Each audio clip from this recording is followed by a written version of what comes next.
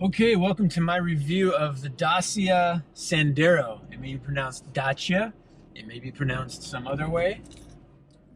And if you're looking for a Romanian car that sounds Italian, this might be the car for you. Also, if you're watching this video, something's wrong with you. There's no reason to want to know what it's like to drive a Ford Focus that costs less than half as much and performs half as well. But you're here, I'm here, so let's talk about it. I am technically in Kosovo right now, but I'm in a disputed part in the north that the Serbs control, and I'm heading toward the Serbian border, which I will not be able to cross. And there's some great roads. I'm driving them, and I'm getting a feel for the Dacia Sandero. I believe this one has the 1-liter engine in it, which is, I think, 72 horsepower, something like that, 5-speed. This is the simplest car I could imagine having built in 2018. It's not special, but it seems to get pretty good mileage. I haven't filled it up yet, so we're gonna have to wait and see how good a mileage it actually gets.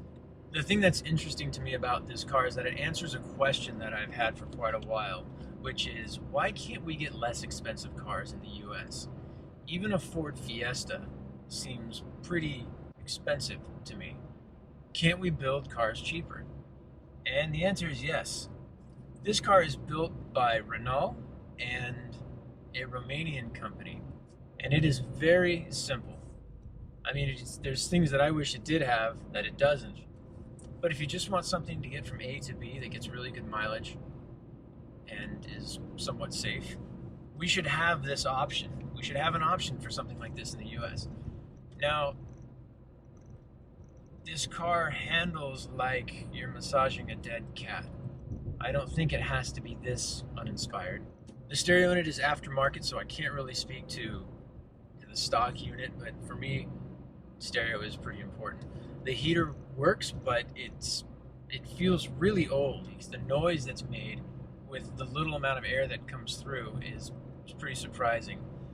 The headlights aren't focused correctly.